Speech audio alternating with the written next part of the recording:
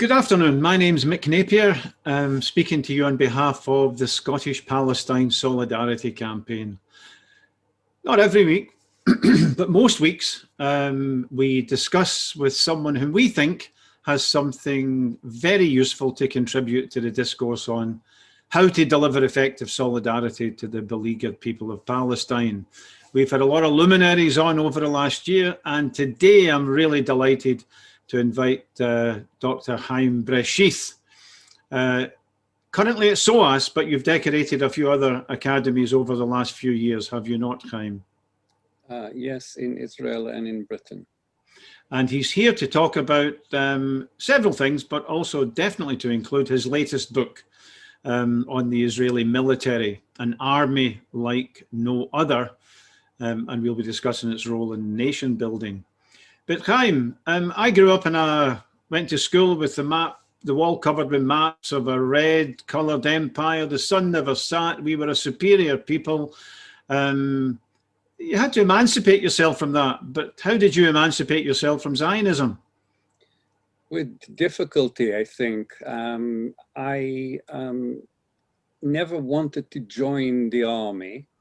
I was totally disinclined to join in 1964, but I did because I was barely 18. I wasn't really courageous enough to say, no, I will go to jail rather than to the army. I ended up as an officer, and what I saw in the war was enough to persuade me that I don't want to be part of this. And in the end, I came to Britain in 1972 to study.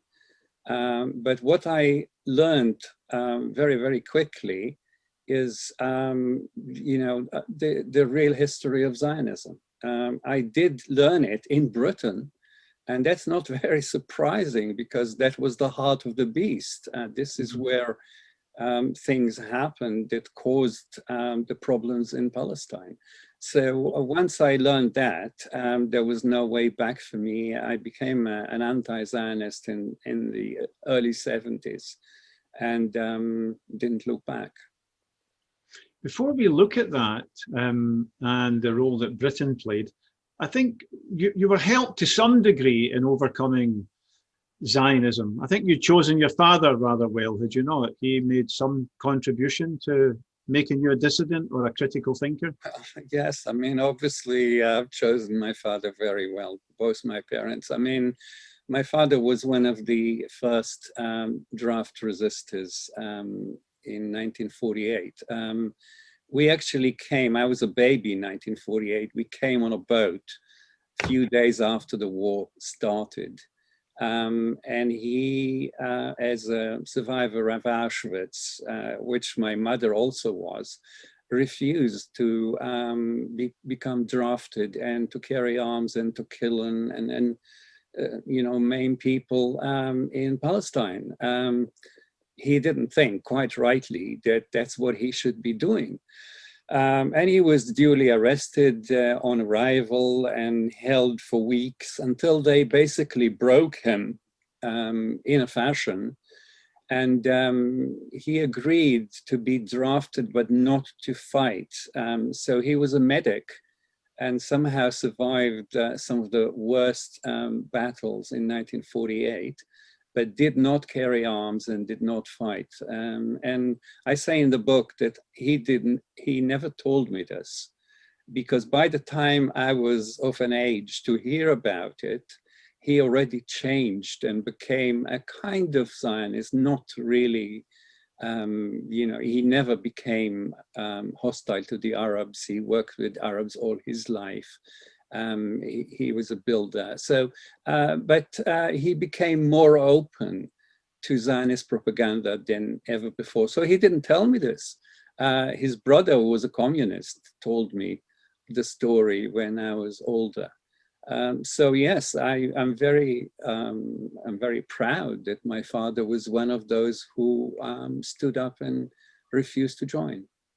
So survived the unspeakable hell of Auschwitz and drew universalist conclusions from that dreadful, grim experience rather than if we don't give it to the Arabs, then we'll be at risk of being brutalized again. These Maybe. are the two possible lessons to draw. Either you become a humanist and say this should never happen to anyone, or you become a Zionist and you say, now I'm going to be the powerful and I'm going to make other people suffer. I mean, these are, you know, not the same type of lessons. Why did you come to this little island? It's now plague central, but it birthed the whole catastrophe of what happened and is what's going on in Palestine, Israel today. Why Britain? I mean, Britain trained the Zionists, brutalized the Zionist militias through Colonel Wingate and Montgomery.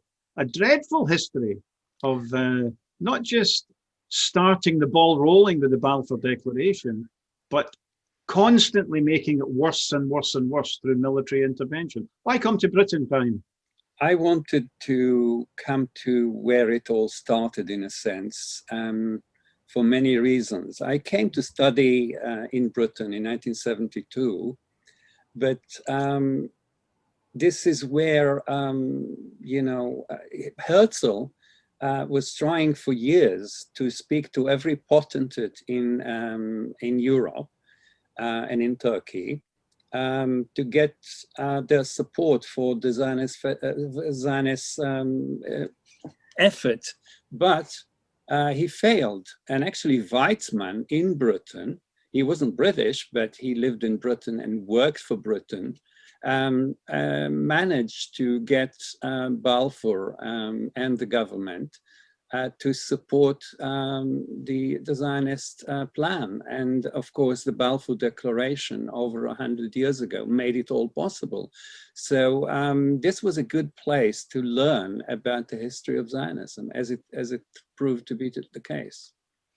Yeah, no British shield to protect the initial Zionist colonies. There would be no, couldn't possibly develop towards the strength of building a state. So what did you learn when you came here about the culpability of Britain that you hadn't learned in Israel, Haim? Well, I think in Israel, historical, you know, history is twisted. Of course, the British were presented in Israel in 1948 and after 1948 as somehow being in the way of the Zionist Federation. There is nothing further from the truth. Even some left-wing radicals thought that Britain was the source of all evil. But actually Britain has enabled every single stage. In the 30 years of the mandate, Britain has done everything humanly possible to make the Zionist dream come true. And indeed, on very many junctures, refused to hold an election in Palestine. The Palestinians continuously demanded to have an election for a representative body. Britain refused this because, of course, the Palestinians were a majority of the population in Palestine. When Britain takes over, the Zionists are less than 7% of the population. There's no point holding an election in a country where, you know, they will never win. So Britain was, if nothing else, very consistent. Now, the other thing that Britain has done is, of course, build the, on one hand, they pretended that they didn't know that the Haganah existed and then that the Irgun existed. And of course, you mentioned Wingate. Wingate, in the end of the 30s, was the one who developed the Israeli army that we know today as the IDF. He has been quite a brutal man. I mean, the word brutal actually sounds like a medal to give him.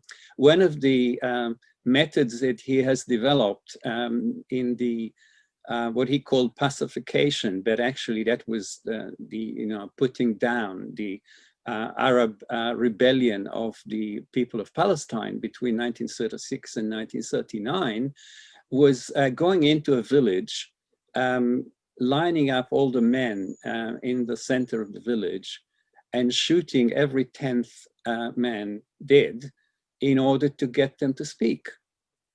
This is basically what the Romans called decimation, culling every 10th man. Even some of the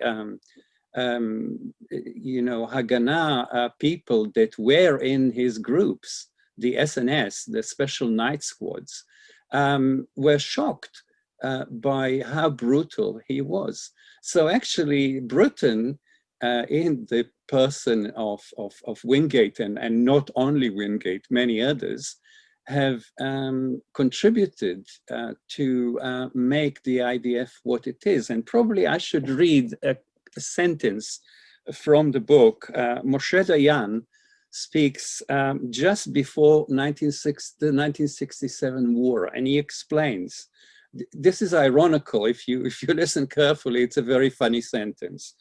The Israel Defense Force is a decidedly aggressive assault army in the way that it thinks, the way that it plans, the way that it implements. Aggression is in its bones and its spirit. So he's actually going back to, without quoting Britain and Wingate, going back to the period that the army was shaped as an extremely aggressive force.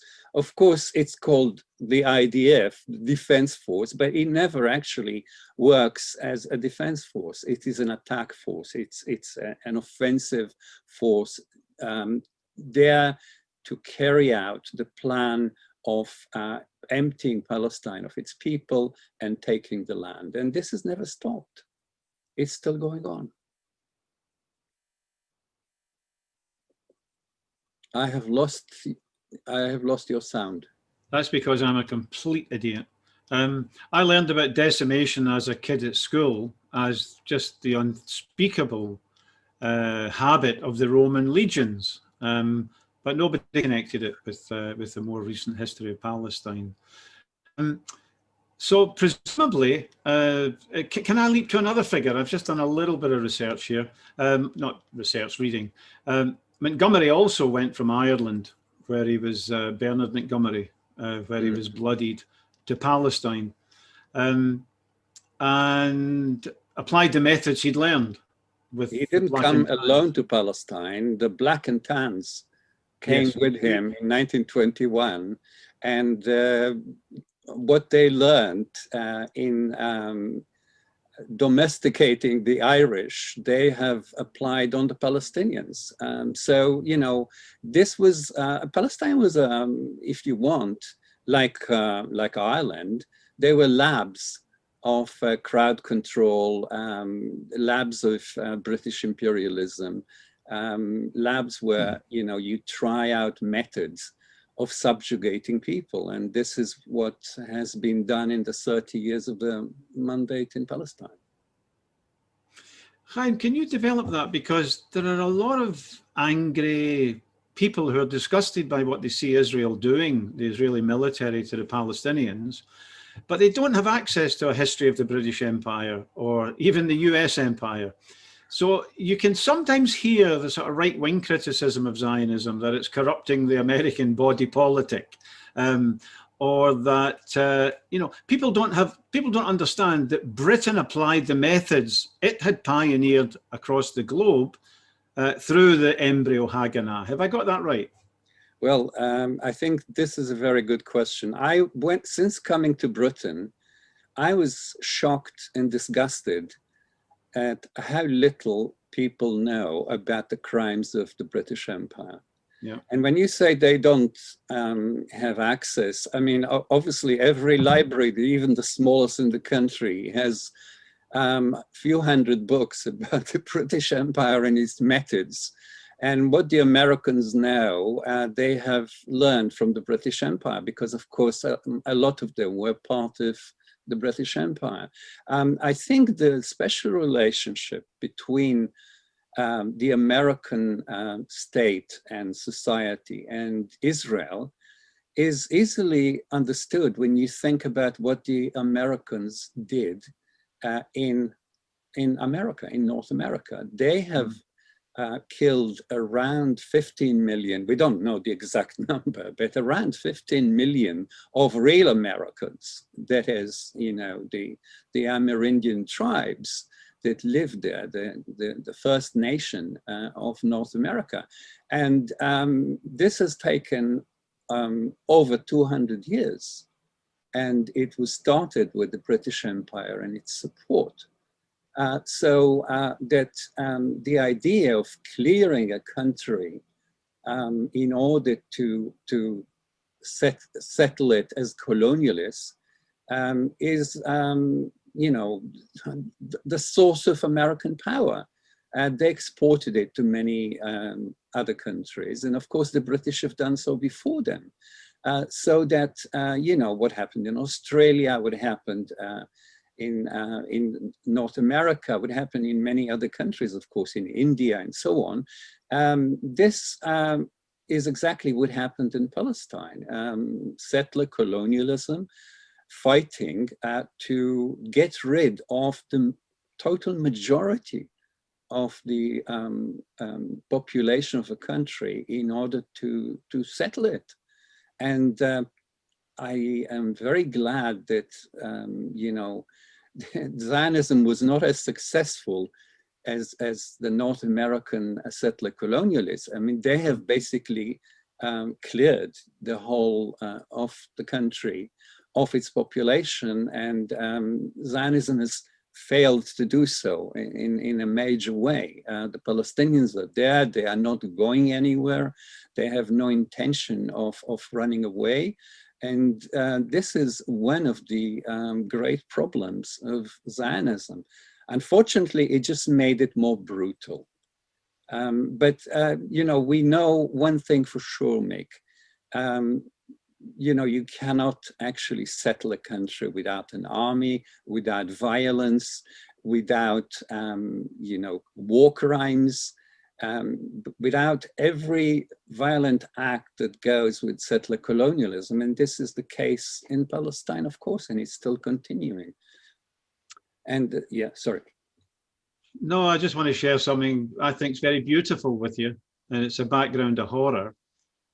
But during the Irish famine, apparently some Native Americans, Choctaw people, raised a subscription for victims of the famine in Ireland. And recently, there was a collection, a subscription in Ireland to send money to one of the Native, I think it was a Choctaw Nation, forgive me if I'm wrong, who are suffering unduly under COVID.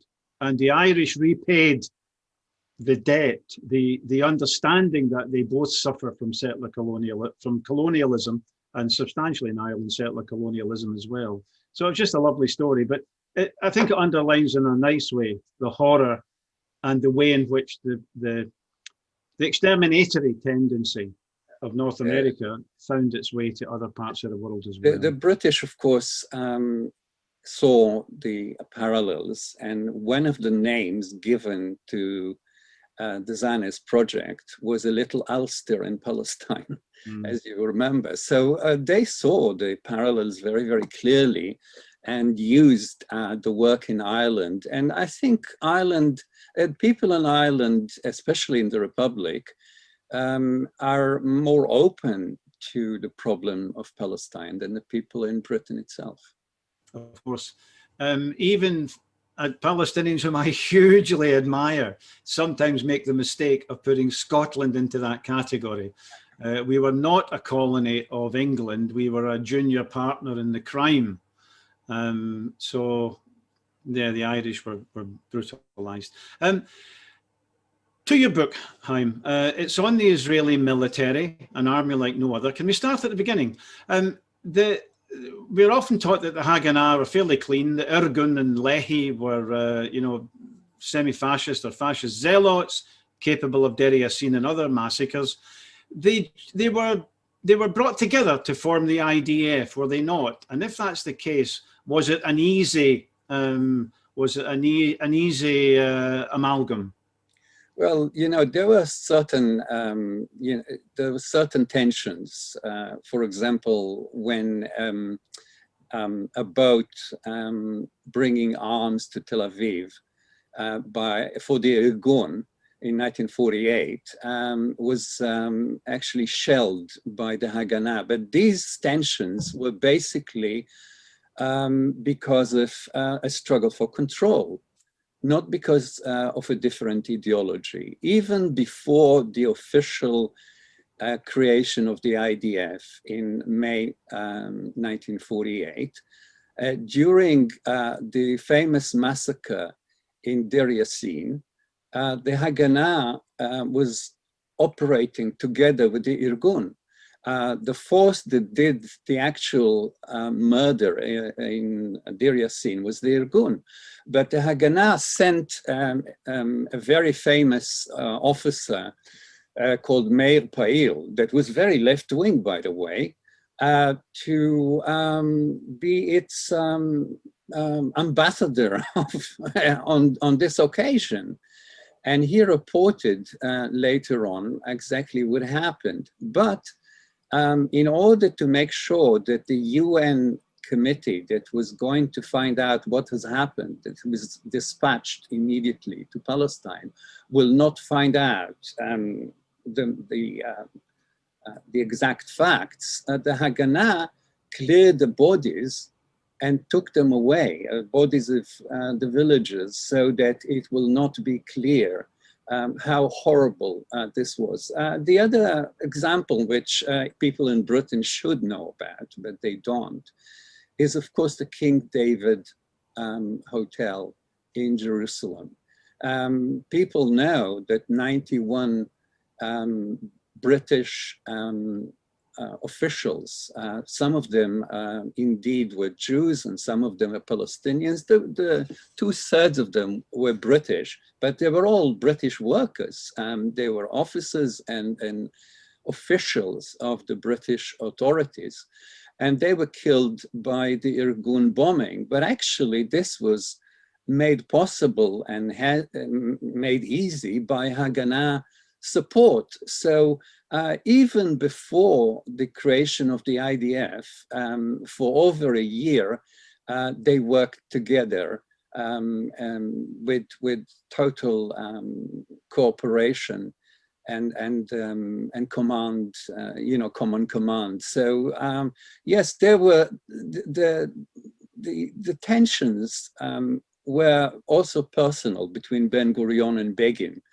But one thing they did not differ on is the need to clear Palestine of its population. And we have to remember that the main body that cleared Palestine of 750,000 of its people was the left-wing Haganah. The Irgun was a small part of the IDF, and they shared the ideology, the Zionist militarized ideology. So it wasn't a difficult collaboration. And of course, the Irgun was all for brutality, and therefore the fact that Dayan and people like him were trained by Wingate and came from the Haganah, were left-wing supposedly. If you can call left-wing any movement that, does that, a settler colonial movement cannot be by definition left-wing, of course. But in Israel, this is called left-wing. And they work together very, very well. That wasn't a problem. They disagreed on who should control Israel, but they didn't disagree on who should control the Palestine and the Palestinians. Can we jump forward a little bit? There's a question I really looking forward to asking you, Haim. I read one analysis that said, look, the flesh pots of Tel Aviv, the nice life in a rich Israel, it's got a European standard of living, means that there's increasing reluctance to join the army to some degree, to accept the hardships inherent in that. And that it's religious elements which are year by year, decade by decade, increasing their influence in the army, especially in the frontline fighting groups. One, is that true?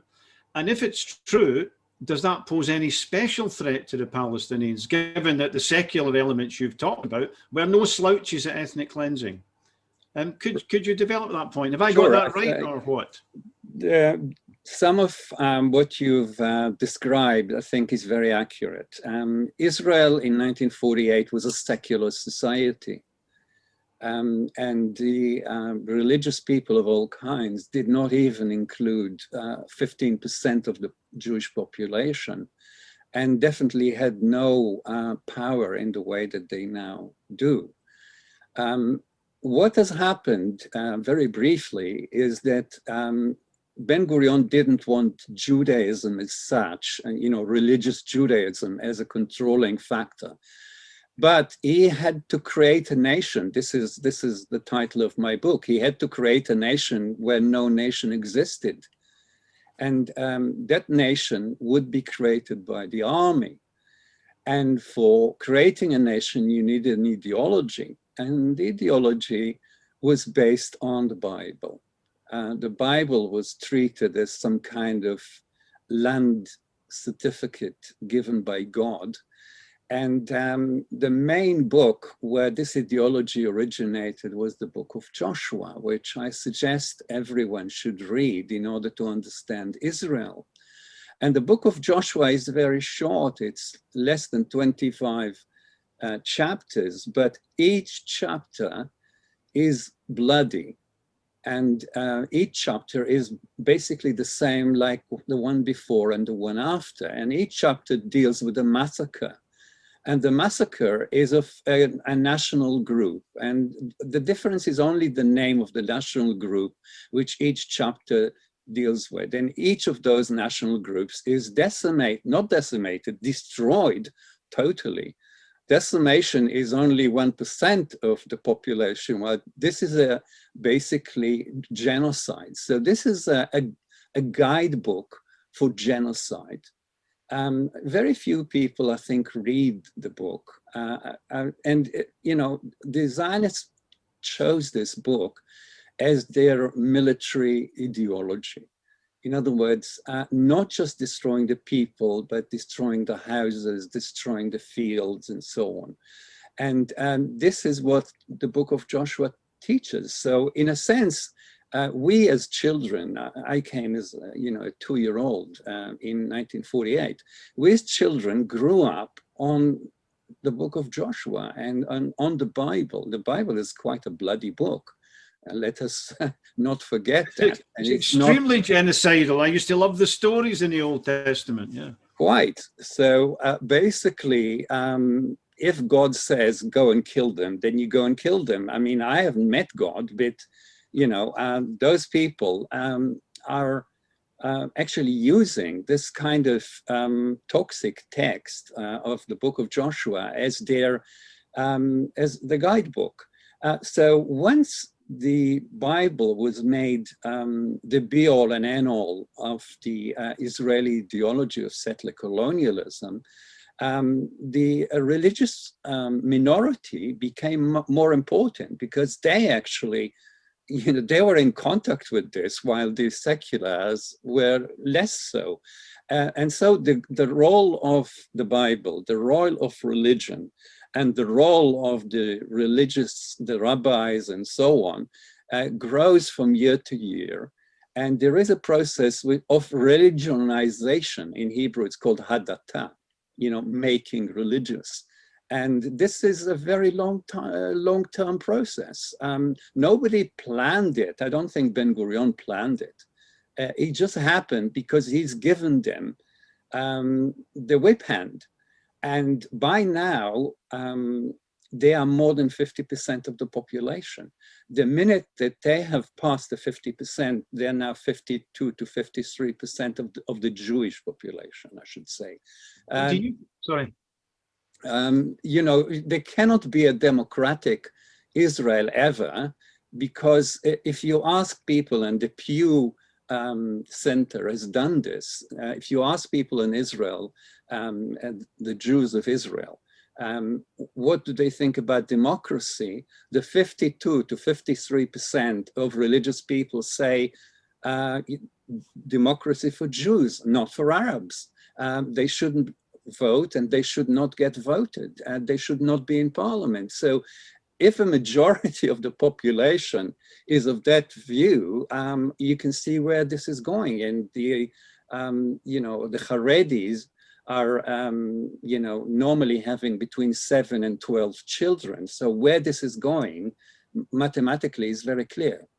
But I just want to ask you, given that Ben-Gurion and the secular so-called leftists were no slouches at ethnic cleansing and bloody and brutal, do you think there is a special danger in irrational religiosity? You know, we were told a few years ago, be careful about Pakistan, the zealots are getting closer to controlling the nuclear weapons and so on.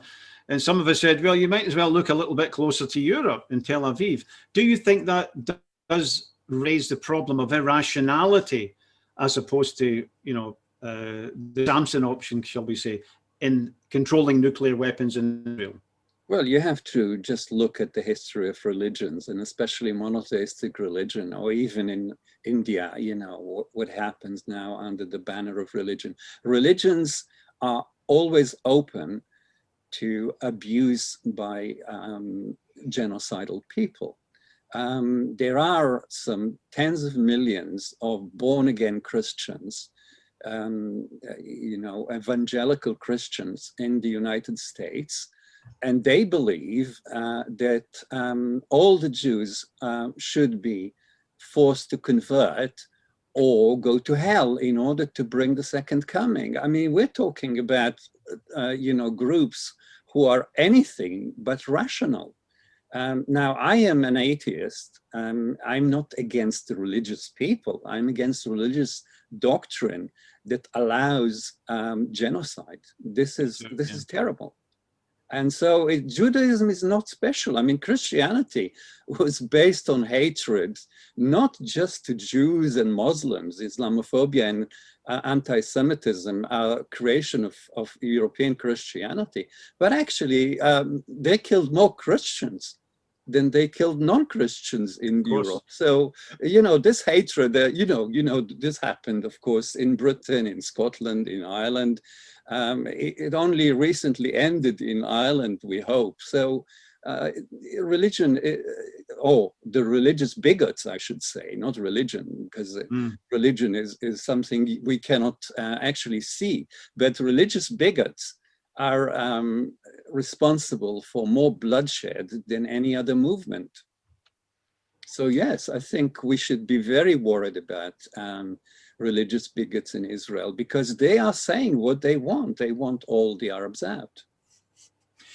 Cue a book I just plucked off the shelf. I'm sure you're familiar with it. Sure. Yeah. A comparison of Israel, Palestine, Ireland, Northern Ireland, and South Africa. I just want you to clarify one thing, Haim, because I very much agree with what you've just been saying. And the importance of somebody plucking the book of Joshua and using it in a 20th century ethnic cleansing operation. But there are some people out there, and quite a few, who don't understand the nature of settler colonialism, imperialism. And when they look at the barbarity of Israel, they think there's something specifically Jewish in it. And you don't want to inadvertently feed that, because some people who don't pay too much attention will say, yeah, it all goes back to the book of Joshua. Jews have always been like that. But I think Bible in one hand and a rifle in the other was also characteristic of Ireland and South Africa, was it not? Sure. I mean, what we're talking about are the characteristics of settler colonialism rather than Judaism or Christianity. Yeah. So the fact that British colonialism used the religion in a very poisonous way is not to blame. We don't blame Jesus for that. We blame, the British Empire for that. And I don't blame Judaism for Israel or Jews for Israel. I blame the religious bigots and their use. And that's why I mentioned the book of Joshua, because the Bible is full of humanistic books. You can choose, you know, so many others that would be better as, you know, a guidebook for a humane society. But this is not what they were looking for. They were looking for a Sparta, a Spartan society to control the Palestinians. And for that, the book of Joshua was perfect. So I'm not talking about a specific religion. I'm talking about the use of religions to basically control populations and to genocide them. And in a sense, the Jews, for most of their history, were pacific, not because they chose to necessarily, but because they were controlled by other people. You know the history of the Jews in Europe.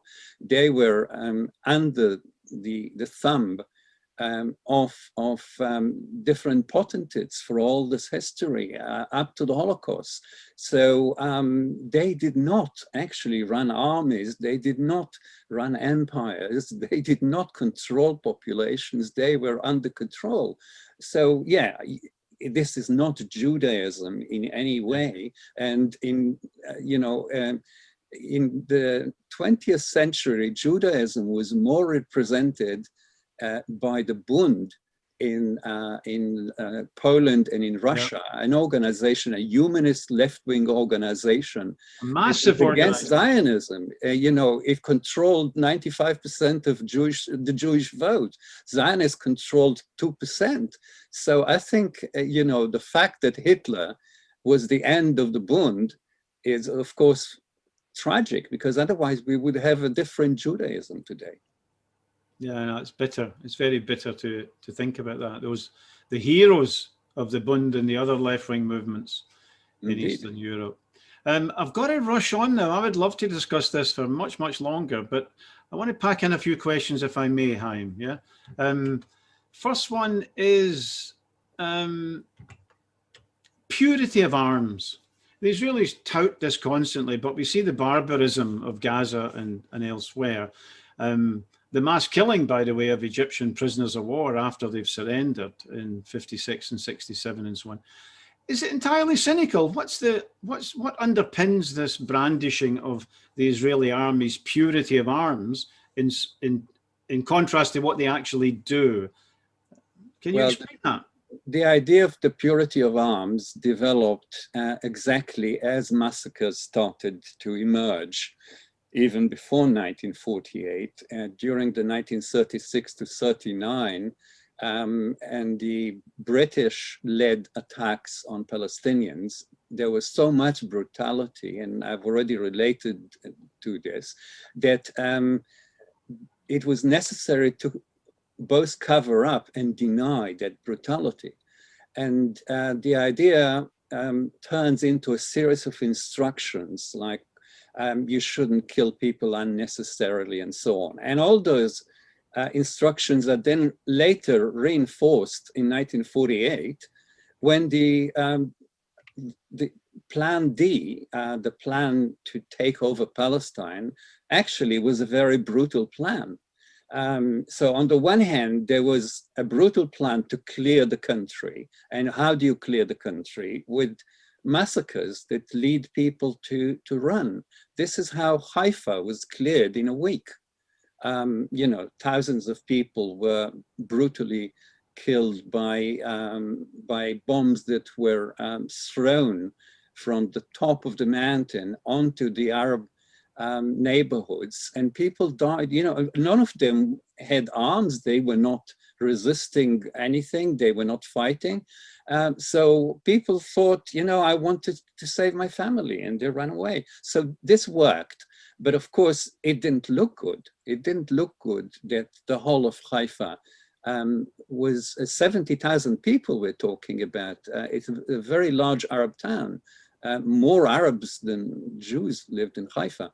And this was also the center of British control, you know, and this was done while the British was still there, supposedly in control, but they didn't do anything to stop the Zionists.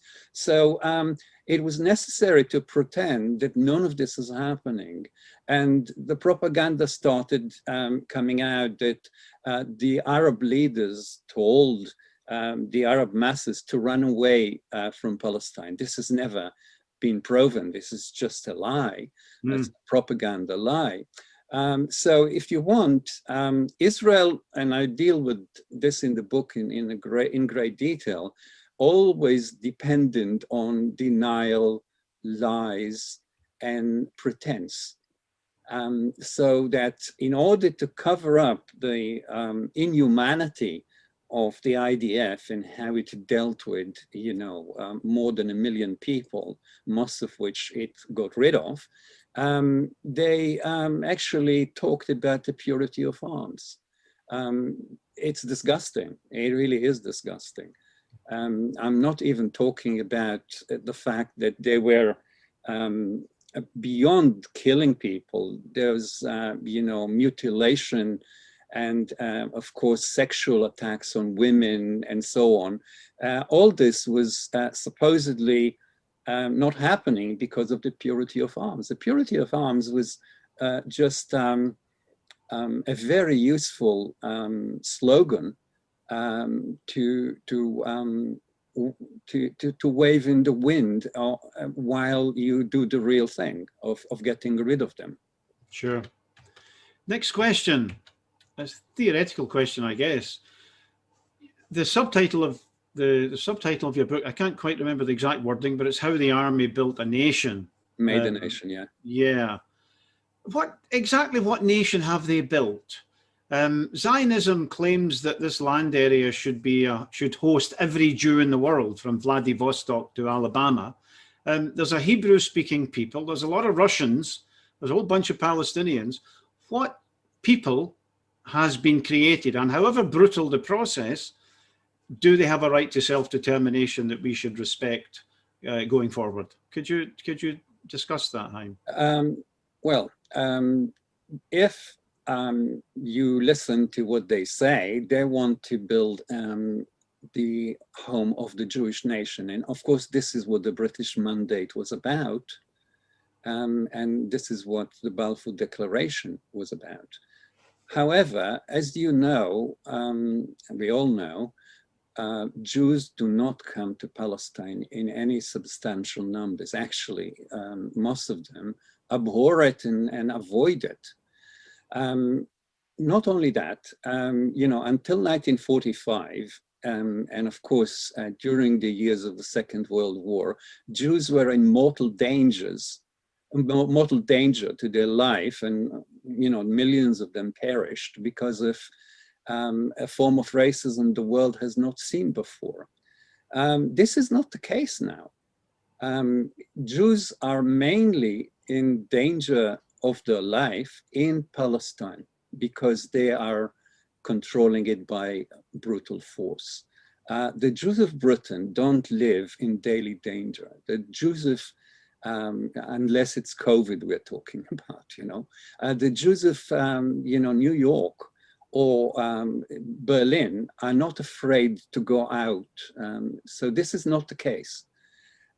So basically, there is no Jewish people. There are Jewish people living here and there. They don't share a language. Many of them don't even share the religion because they're not religious. I'm not religious. So what do I share with religious Jews? A history, but not a nationality. And Ben-Gurion points out that there is no nation. As late as 1954, he says, we have an army, we have a state, but we have no nation. So not only was he aware of it, but he was worried about it. So what nation do they create? First of all, they use the army to create a nation. This is what Sparta did. They created a nation of soldiers. And the nation of soldiers did not include, cannot include, will not include the Palestinians because, of course, the Palestinians are not going to join an army that is oppressing them, and the army is not going to accept them because they would not be good soldiers in that sense. They would not kill them. Can I just ask, have they, of course, the idea of a Jewish nation stretching from Asia, Africa, and so on is preposterous. No language, no common food, nothing. But has this brutal process ended up in a Hebrew-speaking people, a Hebrew nationality, newspapers, cultural life, and so on, however corrupted by settler colonialism? Of course, is there a Hebrew-speaking nation there? I think there is. This is the nation that was created by the army experience from 1948 until today. And as I say in the book, the only social institution in Israel that gets more than 95% of support of the Jewish population is the army. No other. I mean, look at how broken down is Israeli society at the moment. Jewish Israeli society is totally divided. So, but they're not divided about controlling Palestinians. They are divided about controlling Israel. So they have built, Zionism has built a Hebrew-speaking nation of fighters, of soldiers, a Spartan nation, that is controlling the whole of Palestine and actually some parts of the Arab world. They actually say that they want, that they are actually a Jewish state, but they're not a Jewish state and they're not a state of the Jews. Of course, the minute they admit that they are a Hebrew nation, they will have to change the first law of, the law of return, allowing all the Jews to come there and automatically be accepted, and disallowing all Palestinians. So it would be a fundamental breach with Zionist axioms, would it not? Of course, they can't do that. They cannot say, this is a Hebrew nation, this is a nation of soldiers. But these are the facts. This is the nation they created. Hannah Arendt points it out when she talks about they created Jewish Sparta, and many others understood that. But they can't say that, because that takes away the main justification of the procedure of emptying Palestine.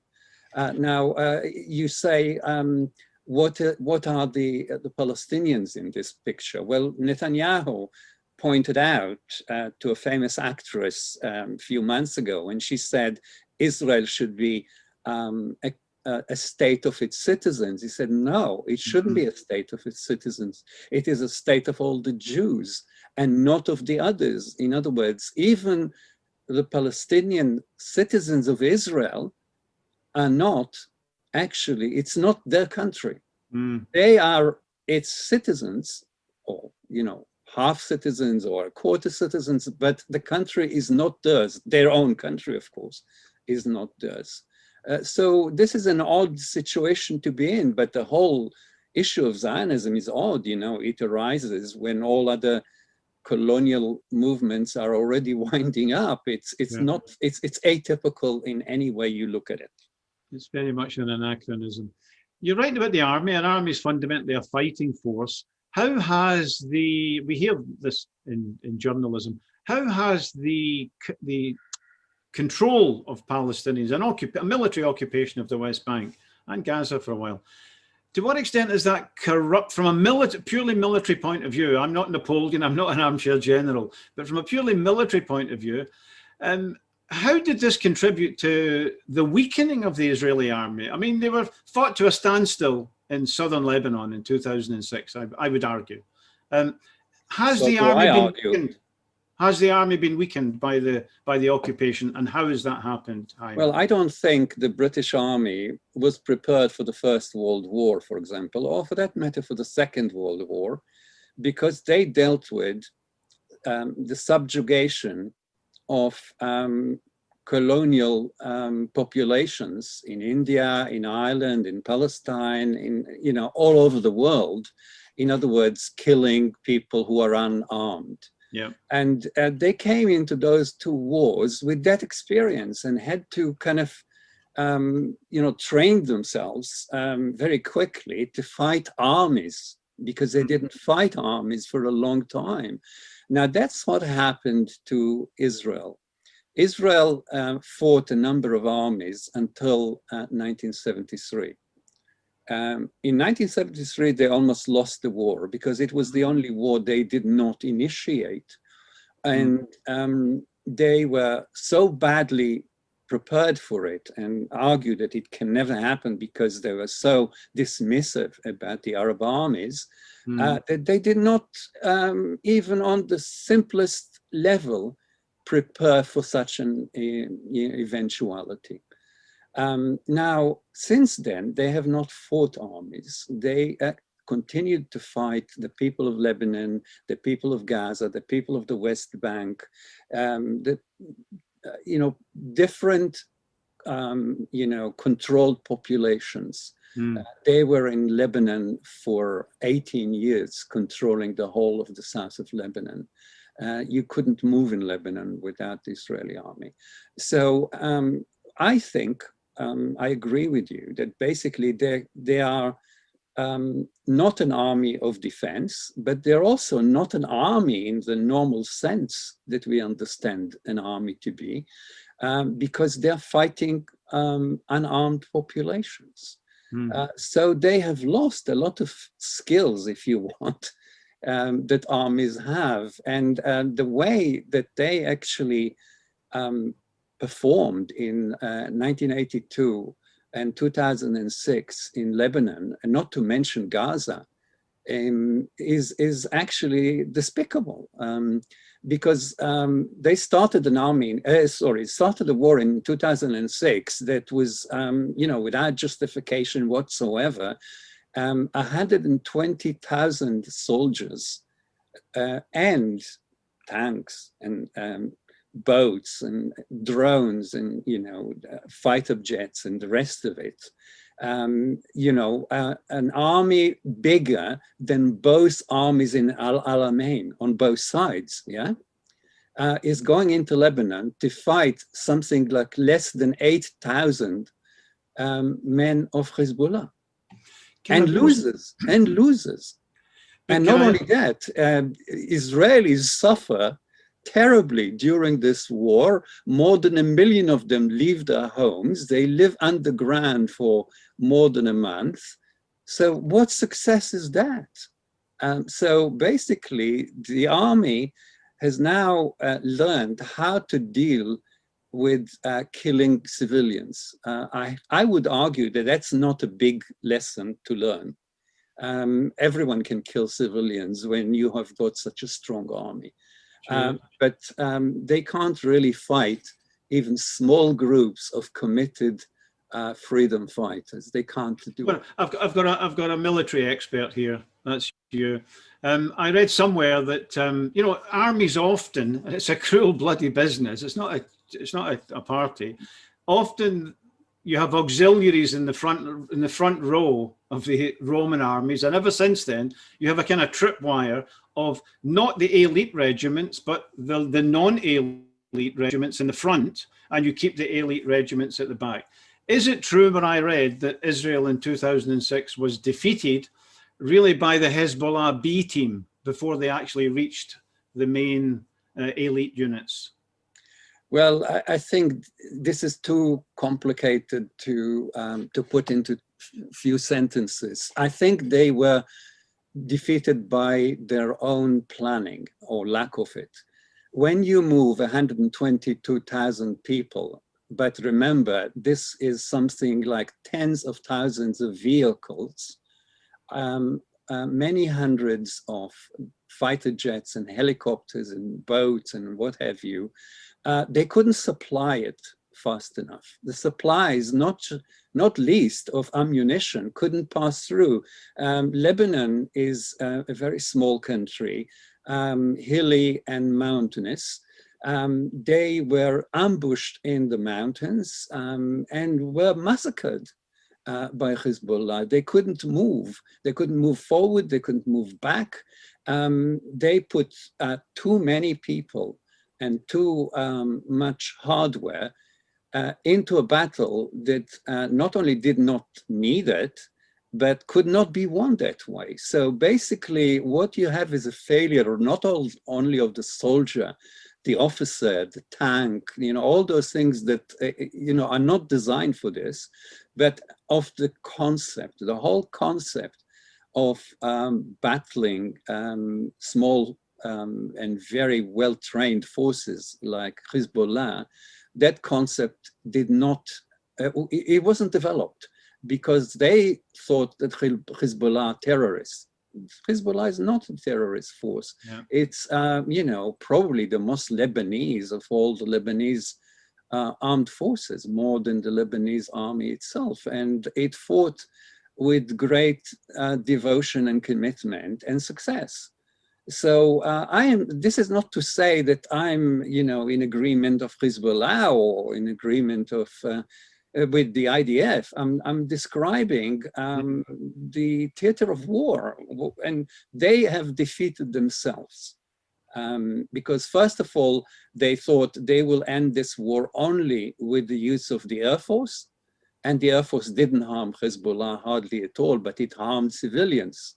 So while they killed many civilians, destroyed South Lebanon, they didn't actually harm Hezbollah more than the Americans harmed the Viet Cong by destroying South Vietnam. It's North Vietnam. It's a similar situation where you put too much force of the wrong type into a battle that you don't understand against an enemy that you don't properly analyze and understand. So there are similarities that they should look at, but they can't do that because they're a settler colonial society. They, by definition, cannot do it. Haim, I've got about 10 questions, but I'm just going to ask you two. One from myself, the details, the mechanisms by which the IDF marginalizes Palestinians. And also a question from Ian. He's looking at the instability of Israeli society, secular versus religious, at various different groups. He wonders if that structure could break down, and could any elements within the Zionist bloc currently conceivably ally with the Palestinians at some time in the future. Could you answer those two questions and make concluding remarks to the viewers? Sure. The first question I forgot about. The first question was, what are the mechanisms for the IDF to marginalize right, okay, Palestinians? And well, basically, very quickly, the IDF is the machinery of taking the land away. The IDF has an illegal legal machinery. Illegal because, by UN and Geneva Conventions, what they're doing is illegal. So they're using a legal machine like, other, regimes of brutality have used the legal machine to do a number of things: to steal the land, confiscate it, clear it, remove the Palestinians from it, to divide the land into tiny Bantustans that are disconnected from each other by a series of roads, checkpoints, etc., by controlling every Palestinian everywhere with drones, with electronic warfare machinery, so that actually they can't do the simple things like going to work, going to university, going to school, going to hospital to give birth. So basically normal life becomes impossible, and the IDF is the machinery that does it. The other parts of the machinery are the settlers, of course, who are not civilians in that sense. And they build illegal settlements in an illegal occupation. And together, the settlers are burning the olive trees, harming the, doing daily pogroms, destroying mosques, destroying churches, harming property, destroying cars. I could go on, yeah. Arresting children as young as 5 years old, holding them illegally in prison without charging them, holding more than 10,000 people in prison continuously, many of them are in administrative detention. Administrative detention comes from Ireland, a British invention of the control of Ireland. So I think the army does everything that is necessary to make sure that the life of Palestinians, not just outside of Israel in the occupied territories, but inside Israel, for example, by moving people, moving groups of Palestinians, especially Bedouins, from one area to the other, destroying the villages that are supposedly illegal, but actually these are the places they were actually brought by the army to. So the army is the one overall controlling machinery of taking over Palestine. This is what it is about. Can the society collapse? I think this, I don't know how to read the future. I'm doing, I'm reading the past, and that's difficult enough. But any society can collapse. Very powerful empires collapse from the inside. How many people thought the Soviet Empire will collapse? It did. And, we were surprised, some of us, when it happened, and we couldn't believe if we were told the day before. The Roman Empire has collapsed. The American Empire is probably collapsing. The British Empire, the largest in history and most, efficient in history probably, has also collapsed. So to say that the mini empire controlled by Zionism can never collapse is faulty, is not true. How likely is this? Well, there is a lot at stake for the Israeli society. The control of Palestine and the Palestinians is at stake. And therefore, that is why you see support in the high 90s of the IDF, because whatever else is happening, the IDF needs to be supported.